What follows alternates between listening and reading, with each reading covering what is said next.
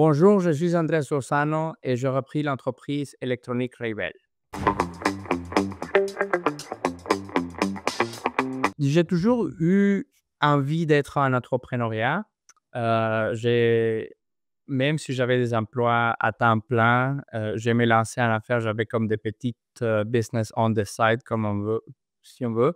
Hem et donc ça date depuis que j'étais à l'université. Par contre, la grosse différence, c'est être dans les bons contextes. Ici au Québec, on a des institutions comme le CETEC, qui est comme ce programme d'émaillage, avec des personnes qui veulent vendre leur entreprise et des repreneurs. On a aussi des banques comme la BDC. Quand j'étais à l'université au Venezuela, ce type d'institution n'existait pas. Donc maintenant, c'est le bon moment pour passer à l'action. Pour moi, mmh, je suis un père aussi. Donc, pour moi, la stabilité était, clé. Moi, dans ma vie personnelle et cetera, j'aime ça, la culture, les arts, voyager et cetera. Mais ça, je trouve que c'est des industries comme trop risquées à mon goût. Donc, ce que je cherchais, c'était justement quelque chose de très, établi et très stable. Donc, quand j'ai commencé les conversations avec, le propriétaire de Rebel qui m'a dit que la clientèle institutionnelle était des écoles, des hôpitaux, euh, les systèmes de transport de Montréal, les municipalités. J'ai dit, ça, c'est le type de clientèle institutionnelle qui est stable que je cherche. Dans les premières rencontres de maillage, on va voir des états financiers et c'est des documents très secs, si on veut, très noirs et blancs. Heu, Sauf que derrière ces chiffres-là, il y a des histoires. Donc, sour c'est des histoires qui, avec des employés ou avec des fournisseurs ou avec des clients, il y a toujours des risques cachés, il y a toujours des histoires qu'on ne connaît pas et que les états financiers ne te racontent pas. Donc, c'est sûr que j'avais crainte de: «OK, qu'est-ce que je vais rencontrer que je ne suis pas en train de voir quand je lis les états financiers?»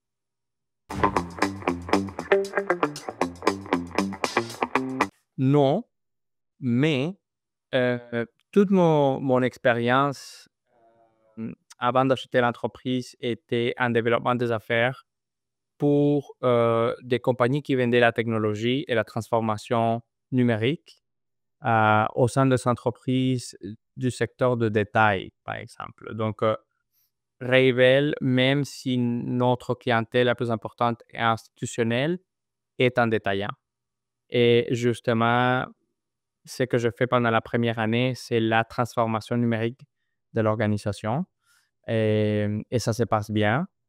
Et je pense que euh, l'État m'a donné raison dans le sens que, par exemple, ce que vous voyez là-bas, c'est la machine Timbros que nous utilisons pour payer nos fournisseurs avec des chèques. L'une des premières choses que je fais, c'est d'enlever le chèque de l'organisation. Et juste par hasard des choses, quelques semaines plus tard, Post Canada est tombé en grève et maintenant, il n'y a pas de chèque qui sort dans différentes compagnies. Donc, maintenant, on est capable de payer un fournisseur parce qu'on a éliminé le chèque.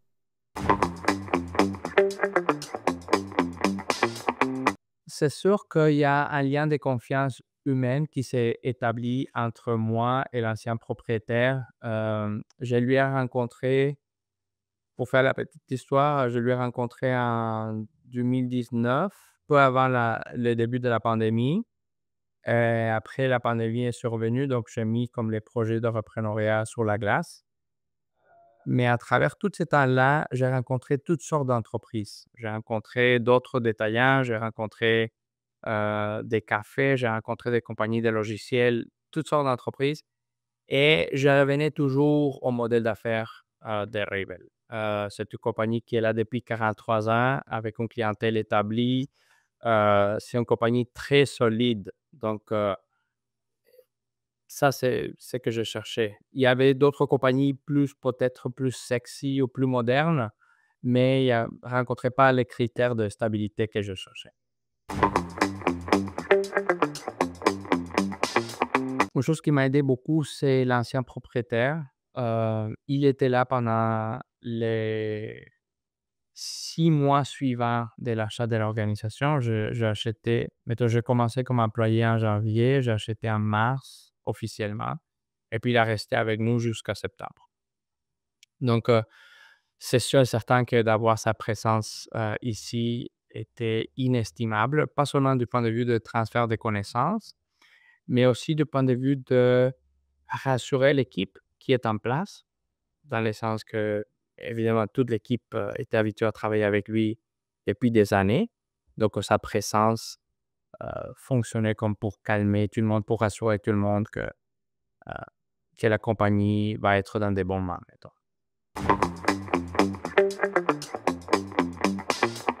Bon, ils sont encore là. Donc, j'ai c'est sûr que je garde un peu en tête que, OK, quand tu es le patron, mettons, des fois, les gens ne sont pas à l'aise de te dire les choses directement. Ils vont essayer comme de faire les choses diplomatiquement. Hem, je suis très reconnaissant de l'équipe qui est en place parce qu'ils sont là et je les ai proposé des changements assez importants. Par exemple, on est en train de changer notre système, notre logiciel ERP. Même si c'est un gros changement, il m'accompagne dedans. Je les ai proposé aussi des nouvelles directives du point de vue commercial, donc aller chercher des nouveaux clients ou changer la façon comment on gère la clientèle. Et à date, il m'accompagne. Donc, je suis en mode de gratitude. On verra pour la deuxième année, mais la première année, ça s'est passé.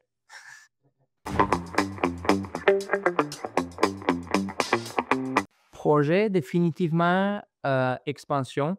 C'est pour ça que je suis en mode de continuer à rencontrer des entreprises à travers le CETEC et autres et des courtiers. C'est sûr que j'aimerais ça. Rebel, on a une seule succursale à l'est de Montréal, mais j'aimerais un jour pouvoir faire une vidéo comme ça et dire qu'on a 10 succursales ou plus. Donc, c'est sûr que l'expansion est comme le, le cible numéro un.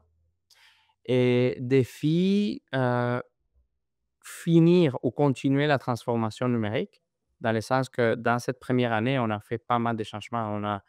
On a changé le système comptable pour le numériser et justement, c'est pour ça qu'on a éliminé le chèque. Mais aussi, on est en train de changer le système ERP ou le logiciel de base pour administrer tout l'inventaire, faire les ventes, la facturation, tout ça. Et ça, c'est des gros projets, surtout parce que c'est moi qui dois tout faire. Comme je dois gérer l'entreprise et en même temps m'occuper de faire la gestion de ce type de projet. Donc ça, c'est aussi un défi. Donc je disais croissance, finir la transformation numérique. Et le troisième défi qui est aussi important est planifier l'avenir avec les ressources humaines. Donc, s'il va y avoir du monde qui vont quitter parce qu'ils sont à la pré-retraite ou s'il va y avoir du nouveau monde qui va euh, venir faire partie de l'équipe, ça c'est important aussi, mais ça c'est planifié. Et à ce moment, on n'a pas trop décidé comment on va faire ça. Donc, ça c'est un défi à relever. Pour les immigrants, moi je suis un immigrant de Venezuela, d'où l'accent. Euh, Je pense qu'on a une opportunité, mais aussi une responsabilité de contribuer au développement économique du Québec. Donc, je vous dirais go. Donc, lancez-vous, achetez des entreprises. C'est sûr qu'on a besoin du monde qui travaille fort, qui se lève tôt à chaque matin, qui prend des entreprises qui ne sont pas glamour, mais que ça fait la job. Donc, je dirais à tout le monde de, de le faire. Comme j'aurais aimé le faire plus tôt qu'en 2024. Donc, mon premier conseil pour les immigrants, c'est go for it. Appelez-moi si vous voulez des conseils, mais oui. Euh, Mais en général, pour les personnes, et peut-être je suis en train de me contredire parce que je suis en train de dire: «Oui, oui, oui, allez-y».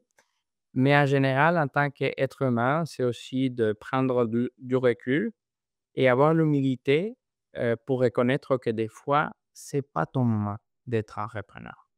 Donc par exemple, je sais qu'on vit dans un monde de réseaux sociaux, sur LinkedIn, on a tout le temps comme un message ou une pression sociale de qu'on doit tous être les prochains Elon Musk ou quoi que ce soit. Mais des fois, tu as des personnes dans ta famille qui sont malades ou des fois, tu as un nouveau-né qui est chez toi ou des fois, tu es en train de divorcer. Donc, des fois, on a tous des moments personnels que c'est pas ton moment parce que tu vas pas amener toute l'énergie à l'entreprise.